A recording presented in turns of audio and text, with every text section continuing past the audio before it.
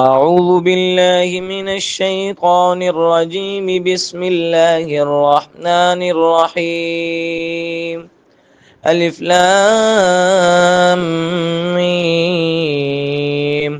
ذلك الكتاب لا ريب فيه هدى للمتقين الذين يؤمنون بالغيب ويقيمون الصلاة ومما رزقناهم ينفقون والذين يؤمنون بما أنزل إليك وما أنزل من قبلك وبالآخرة هم يوقنون أولئك على هدى من ربهم وأولئك هم المفلحون. إن الذين كفروا سواء عليهم أأنذرتهم أم لم تنذرهم لا يؤمنون.